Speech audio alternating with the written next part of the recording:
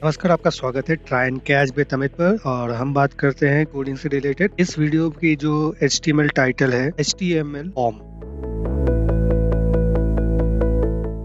HTML form है क्या? जब भी हम कोई लॉगिन पेज, सर्च बार या फीडबैक सेक्शन देखे हैं वेब पेज के अंदर, तो ये HTML फॉर्म के अंदर ही आता है। अंडरस्टैंडिंग के लिए मैं बता रहा हूँ। अब इसमें जो कोड है, जैसा कि मैंने नोट्स में यहाँ पे आप देख पा रहे हो, ये कोड को हम एक बार प्रैक्टिकली समझते हैं। ओके, तो जैसा आप कोड को देख पा रहे हैं, जब भी हम इस कोड को स्टार्ट करेंगे, ओपन विद लाइव सर्वर, अब आउटपुट कुछ इस तरीके से दिख रहा है। अब हम इसमें ये देख पा रहे हैं, एक फॉर्म है जिसमें फर्स्ट नेम लास्ट नेम है। इसमें हम अपना नेम डाल सकते हैं। जब भी हम ट्राई पर्पस इसमें एक डेमो अपडेट करेंगे। ये हमने डाल दिया और ये इनपुट की तरह इसके अंदर ऐड होगा। इसमें होगा कुछ नहीं, बट ये एक फॉर्म की तरह काम कर रहा है।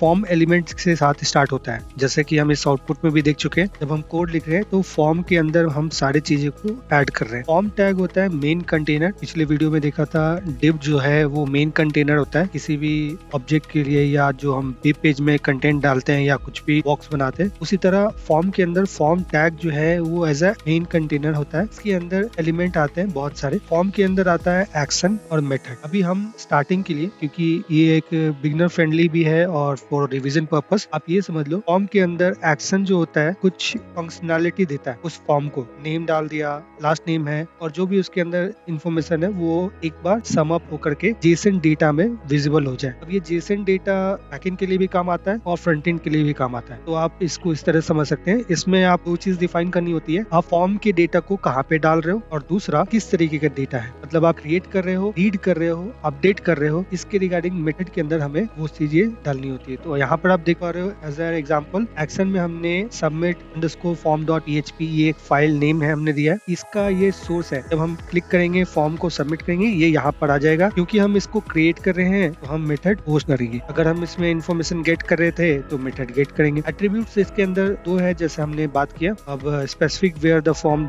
डेटा शुड बी सेंड, जो हमने अभी समझ लिया।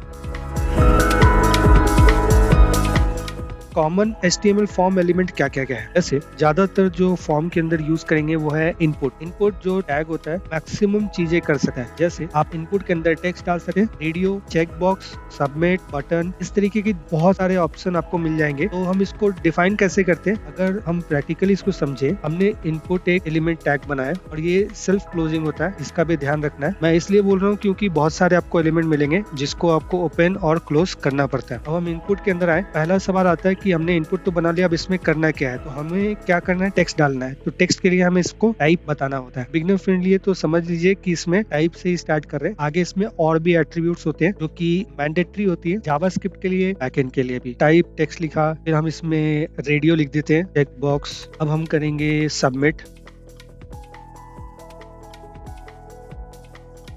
तो हमने ये इनपुट तैयार कर लिया। अब हम जब इसका आउटपुट देखते हैं तो आप देखो, इनपुट में एज ए टेक्स्ट हमने ये डाल दिया। तो हमने ये इनपुट के अंदर ये टेक्स्ट बॉक्स है, रेडियो बटन है, ये चेक बॉक्स है और ये सबमिट बटन है। तो इन केस जैसे कि हमें ये समझना होता है कि हम किसी भी चीज को अपडेट करते हैं, कोई एक फाइल को, तो हमें वो कहाँ पर चाहिए, एक्चुअली इसका जो फंक्शन क्या होगा, फंक्शनैलिटी इसको कैसे एड ऑन करेंगे, तो ये चीजें इनपुट के थ्रू हम करते हैं। अब हम इसमें देखते हैं कि आगे क्या क्या ऑप्शन है। सपोज यहाँ पे आपने एक आउटपुट देखा, ये बटन है। बटन तो हमने यहाँ पे बनाया, बट इसका कोई कंटेंट लिखा नहीं। तो इसके लिए हम इसमें आगे देखेंगे।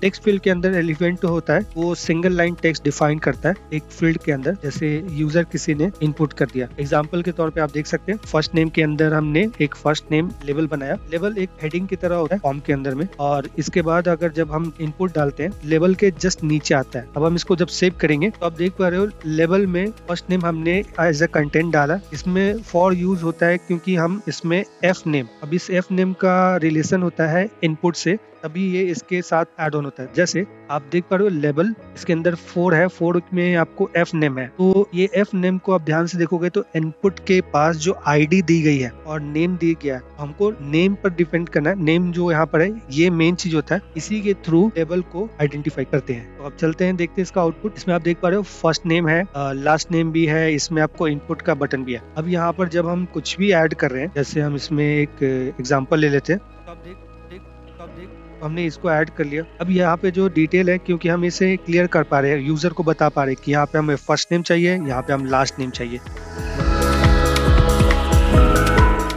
अब आते हैं हम अपने दूसरे लेवल पे, जो लेवल एलिमेंट है। अब इस लेवल एलिमेंट के अंदर एक टैग है जो कि लेवल नाम से होता है, जिसमें अभी हमने समझा इनपुट को, एलिमेंट को एक्सेसिबिलिटी या एक तरह से इजियर टू यूज होता है समझने के लिए कि ये इनपुट किस चीज के लिए है। Radio button allow user to select one option for a list. एक लिस्ट के अंदर एक ही ऑप्शन सिलेक्ट करने का फैसिलिटी या फीचर देता है। एग्जांपल के तौर में आप देख सकते हो ई टैग के अंदर फॉर्म बनाया और फॉर्म बनाने के बाद हमने रेडियो बटन का यूज किया। इसका भी हम लोग आउटपुट देख लेते हैं। हम अपने VS कोड ओपन करके इसका हम एक बार एग्जाम्पल चेक कर लेते हैं। तो यहाँ पे लिखा हुआ है choose your favourite web language. तो यहाँ पे हमने ये क्वेश्चन दे दिया। अब यूजर इनमें से कोई एक ही कर सकता है। जैसे मैं HTML कर रहा हूँ तो CSS नहीं होगा, और CSS अगर करूंगा तो जावास्क्रिप्ट नहीं होगा, तो कोई एक। Checkbox allow user to select 0 more option from a list. तो ये एक ऑप्शन होता है कि हमें कभी कभार चेकबॉक्स ऑप्शन होता है, इसमें एक से ज्यादा ऑप्शन हमें पसंद आता है तो हम उसका यूज कर सकते हैं। तो इसका भी एग्जांपल हमने यहाँ पर नोट्स में दिया है। अब हम आते हैं इसको प्रैक्टिकली समझते हैं for beginner purpose.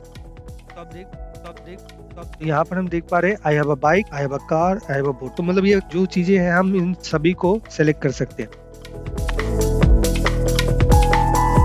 Submit button में आप देख पा रहे हो यहाँ पे इनपुट हमने टाइप सबमिट किया है। ये एलिमेंट है create a button to send form data to server. जो हमने स्टार्टिंग में ही बात की, ये फॉर्म का असली काम कब होता है, जब हम उस डेटा को फ्रंट एंड से बैक एंड में एज अ डेटाबेस सेव कर लेते हैं। इन फ्यूचर जब यूजर दोबारा उस इनपुट को डाले, हम उसको वेरीफाई कर सके सर्वर के डेटा के साथ। तो ये सारी चीजें होती हैं जो कि एक इन्फॉर्मेशन के रूप में आपको मिलती है। अब हम यहाँ पे इसका भी एक अपडेट देख लेते हैं। ऐसे ये डमी है बट एग्जैक्टली ये अपडेट नहीं आएगा। तो यहाँ पर हमने जॉन डो लिखा, अब इसको हम सबमिट करेंगे। यहाँ पर क्योंकि ये एक्चुअल पेज नहीं है, हम एक डमी पेज यूज कर रहे हैं, इस कारण से ये रिस्पांस हमें मिल रहा है। कोई सर्वर अगर होता तो इस तरह से रिस्पांस नहीं आता, ये रिस्पांस कुछ अलग होता। तो आपको ये समझाने के लिए ये कोड लिखा हुआ है। एट्रीब्यूट्स है, नेम एट्रीब्यूट्स। ये नेम एट्रीब्यूट्स क्यों आते हैं? तो the name attribute is essential in our form field, without it input value won't be included when the form is submitted. मतलब अगर आप नेम के अंदर चीजें नहीं ऐड करेंगे, जैसे यहाँ पर अगर मैं आउटपुट में देखता हूँ एक इनकरेक्ट मिसिंग नेम है, सपोज ये जो एग्जांपल है इसके अंदर आपको नेम का फील्ड नहीं दिख रहा है। यहाँ पे टाइप है, ID है, वैल्यू है, बट यहाँ पे नेम नहीं है, बट इसमें इनकरेक्ट है। इस कारण से क्या होता है, ये फॉर्म सबमिट नहीं होगा। तो हम इसको एक बार आउटपुट में चेक कर लेते हैं, ज्यादा आसान हो जाएगा। यहाँ पे ये इनकरेक्ट है एज एन एग्जांपल। ये काम तो कर रहा है बट ये मिसिंग नेम के कारण इसके अंदर जो डेटा होता है, इनपुट वैल्यू होती है, वो इंक्लूड नहीं होगी फॉर्म के अंदर। तो फॉर्म एक तरह से इनवैलिड करेगा। Here is the first name value won't be send to the server because there is no name attributes. Server उसको एक्सेप्ट करेगा ही नहीं, एक एरर सेंड कर देगा डायरेक्टली। प्रैक्टिस क्वेश्चन है, डिस्क्रिप्शन में आपको इसका लिंक मैं दे दूंगा नोट्स का, आप इसका प्रैक्टिस कर सकते हो। अगर आपको वीडियो पसंद है तो लाइक शेयर सब्सक्राइब करना मत भूलना, ताकि आपको नए वीडियो का नोटिफिकेशन मिलता रहे। और नोट्स और प्रैक्टिस कोड का जो लिंक है डिस्क्रिप्शन में है। Thank you.